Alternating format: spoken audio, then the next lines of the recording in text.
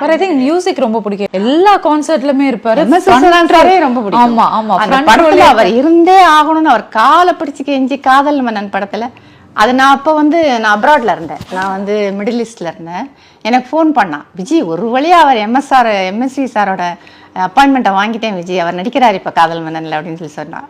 So அப்ப அந்த இதெல்லாம் வச்சு செய்யணும்னு தான் சாரோட அது ரொம்ப கியூட்டா இருந்திருக்கு. அந்த அப்படியே உருகிடுவான் எம்எஸ்வியை பார்த்தா. அதே மாதிரிதான் அவனுக்கு மியூசிக்ல அப்படி ஒரு ஈடுபாடு. அவன் மியூசிக் அவனே கத்துக்கிட்டான். பியானோ வாசிக்கிறது எல்லாமே அவனே அவனோட ஓன் இதுல கத்துக்கிட்டான். என்ன உன் தலையை நினைச்சிட்டு இருக்கியா ஒண்ணுமே இல்லாம இருக்கிறதுக்கு? மாத்தணும்னு எல்லாத்தையும் மாத்திட்டே இருக்காதீங்கடா. சிம்பிள் லாஜிக் பாரு.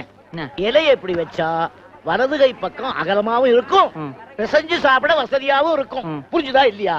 அப்ப இடது கையில சாப்பிடுற என்ன பண்ணுவேன்? ஐயோ உன்னை திருத்தவே முடியாதடா மக்கு. என்ன கல்லை நீ தின்றாலும் செரிக்கின்ற நாடிது.